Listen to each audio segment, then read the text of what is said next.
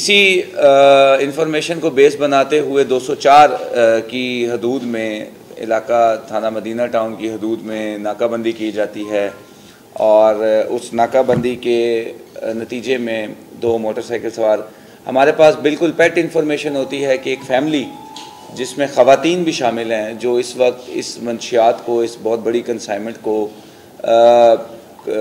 फैसलाबाद के मुख्तलिफ़ शहरों में इस वक्त ट्रांसपोर्ट करने के लिए और सप्लाई और डिलीवर करने के लिए इस वक्त निकल चुके हैं। उसी इंफॉर्मेशन की बेसिस पे हम, जैसे आप सब लोग जानते हैं कि जब फैमिलीज़ को रोका जाता है मुख्तलिफ़ नाकों पे या चेकिंग के लिए हम रोकते हैं तो प्रेशर एक हमारे ऊपर भी बहुत ज़्यादा होता है, सिंस इसको इतना अच्छा नहीं समझा जाता कि पुलिस नाकों पे फैमिलीज़ को रोक के चेक कर रही है। बट चूँकि हमारे पास एक बड़ी कोजेंट और कंक्रीट इंफॉर्मेशन थी तो वी टुक द रिस्क, हमने चेक करना शुरू किए लोग जो वहाँ से गुज़रे, और जैसे हमारे पास इंफॉर्मेशन मौजूद थी कि मोटरसाइकिल्स के ऊपर ये 2 फैमिलीज़ होंगी जो इनको ट्रांसपोर्ट कर रही होंगी, हमने उनको रोक के उनकी जब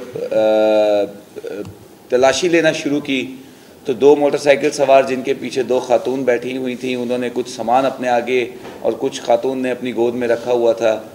रोकते हुए ही एक आदमी जिसका बाद में नाम हमें शकील पता लगा, मौके से फ़रार हो गया, जबकि अकील नामी जवान उसको हमने मौके से गिरफ़्तार कर लिया।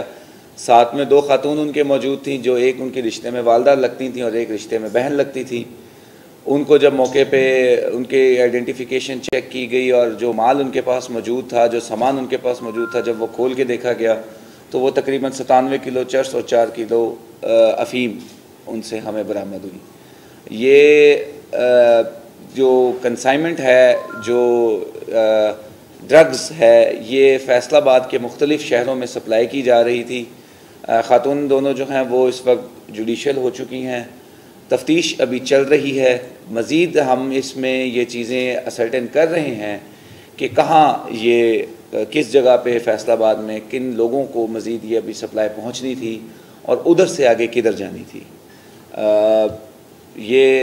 इस सब में हमारी जो CIA की मदीना टाउन की और इकबाल टाउन की टीम्स हैं वो उनकी एफ़र्ट्स जो हैं वो काबिल सताइश हैं और मैं इनको शाबाश भी देता हूँ। सिटी पुलिस ऑफिसर ने भी इनको शाबाश दी है और हम जो अज़म है हमारा मंशियात के ख़िलाफ़ हमारी जो जंग है वो इंशाल्लाह जारी रहेगी।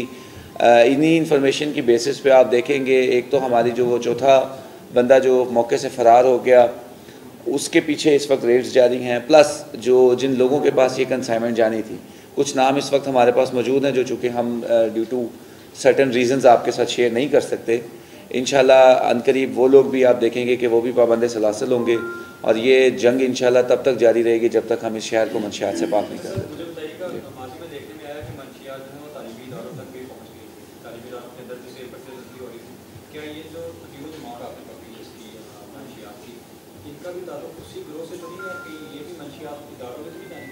देखिए, बिल्कुल इस चीज़ को रूल आउट नहीं किया जा सकता क्योंकि इसमें एक खातून भी शामिल हैं जो इस वक्त एक, मैं नाम नहीं लूँगा, एक यूनिवर्सिटी की तालिब इल्म भी हैं।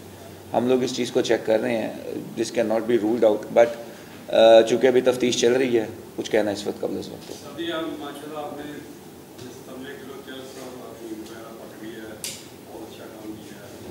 लेकिन मैं ये जो आइस चल रही है इस वक्त और सबसे ज़्यादा बड़ा नशा जो आइस चल रहा है पाकिस्तान फैसलाबाद के तमाम तलीमी इदारों में, महलों में, गली कूचों में हर जगह चल रहा है।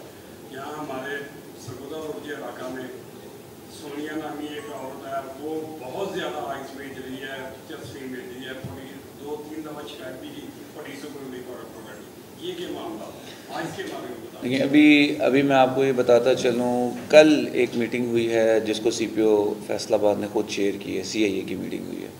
उसमें CPO फैसलाबाद ने ये क्लियर कट डायरेक्शन CIA को दिए हैं कि ये कार्रवाइयाँ, जैसे आप बता रहे हैं कि अब कार्रवाइयाँ तो चले अच्छा है चल रही हैं, बट स्पेशल फोकस हमें अपना अब आइस के ऊपर रखने के लिए दिया गया। हम इस पे काम कर रहे हैं।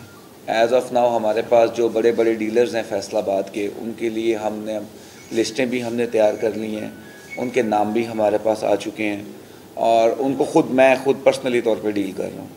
आने वाले दिनों में इंशाल्लाह आप देखेंगे कि हम उनके पीछे जाएंगे, वो भी इस वक्त यहाँ खड़े होंगे हमारे पीछे और हम इंशाल्लाह उनके बारे में भी आपको बता रहे होंगे चूँकि मैंने आपको बताया इनकी लिस्टें तैयार हो चुकी हैं, बंदों की आइडेंटिफिकेशन हमें हो चुकी है। जो बड़े बड़े डीलर्स हैं, ये जिनके नाम हम लेते हैं नॉर्मली, ये बहुत छोटे डीलर्स होते हैं, उनके बैक एंड पे बहुत बड़े बड़े हैंडलर्स मौजूद होते हैं।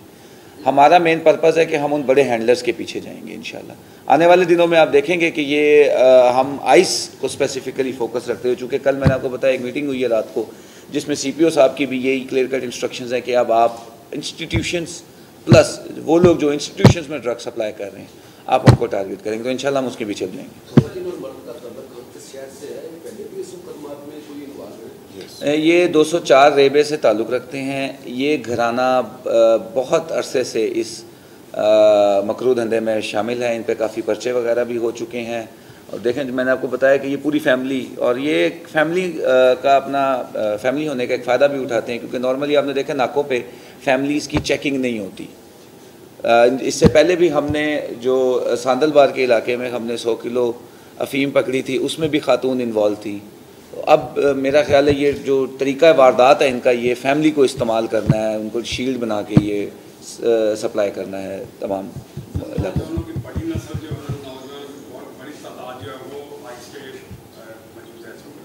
लेकिन बहुत सारे पकड़ जाते हैं, ये जराइम करने शुरू कर दिए उन्होंने। आइस भी महंगा तरीन नशा है, वो लेने के लिए चोरी में डकैती में कई वारदातों में मुलव्वस होती है। इसके बारे में क्या करना और जो बचाने के लिए क्या करना है? देखिए, इस पर अवेयरनेस बहुत ज़्यादा हमने स्टार्ट की है। यूनिवर्सिटीज़ में हमने पिछले साल आप लोगों के सामने ही, आप लोगों की मदद से एक ऐप भी लॉन्च की थी ब्रेकिंग द आइस के नाम से, जिसमें हमने स्टूडेंट्स को ये इनकरेज किया था कि वो हमें इंफॉर्मेशन प्रोवाइड करें अगर उनके इदारे में कोई सप्लाई कर रहा है, कोई स्टूडेंट इन्वॉल्व है, या इवन अगर किसी स्टूडेंट को रिहेबिलिटेशन की ज़रूरत है तो हम वो भी प्रोवाइड करने को तैयार हैं। इसमें हम अपनी तरफ से पूरी एफर्ट्स कर रहे हैं। मज़ीद जो हमारी तरफ से लैगिंग्स थी हम उन पर भी अब काम करना शुरू हो गए हैं, तो इंशाल्लाह उम्मीद रखते हैं कि ये मामला बेहतर हो जाएंगे।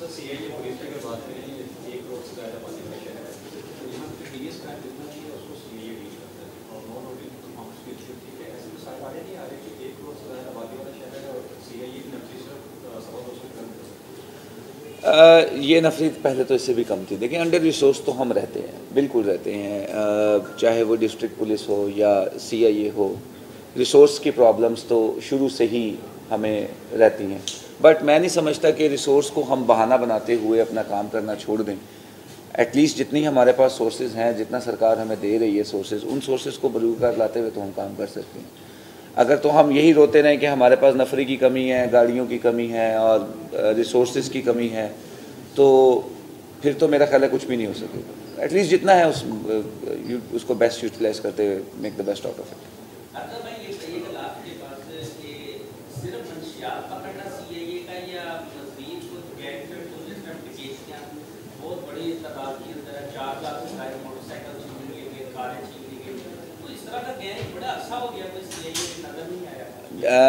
हमने अप्रैल के महीने में, आपको याद होगा, हमने तकरीबन 42 के करीब गाड़ियाँ और 200 के करीब मोटरसाइकिल्स अपने जो उनके रिस्पेक्टिव ऑनर्स थे उनके हवाले की थी।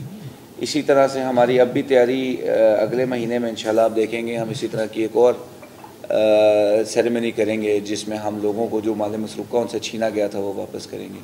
इस पर बहुत ज़्यादा काम चल रहा है। ये हम डेली बेसिस पे जो डिस्ट्रिक्ट पुलिस है उसकी हेल्प कर रहे होते हैं उनके केसेस ट्रेस करने के अंदर। Normally we do not take credit for those cases, क्योंकि उसमें हम जॉइंट एफर्ट्स भी हमारी होती हैं, प्लस कुछ इन्वेस्टिगेशन के और बाद में जो लीगल प्रोसीजर है उनकी कुछ शरायत होती हैं, कुछ उनमें हमारे लिए प्रॉब्लम्स होती हैं जिनको हम बरूकार लाते हुए चीज़ें सामने नहीं लेके आ रहे होते। बैक एंड पे सारी चीज़ें चल रही होती हैं, हम गैंग्स भी पकड़ रहे होते हैं, हम थाने के हवाले भी कर रहे होते हैं, रिकवरियाँ भी लोगों की कर रहे होते हैं, चीज़ें साथ साथ चल रही हैं। अभी इंशाल्लाह आप अगले महीने देखेंगे हम उसी तरह का, जैसे हमने एक महीना पहले अप्रैल के महीने में किया था, एक इवेंट ऑर्गेनाइज़ किया था। इंशाल्लाह हम अगले महीने फिर एक इवेंट ऑर्गेनाइज़ करेंगे जिसमें लोगों को उनके माल मसरूक़ा वापस किया जाएगा।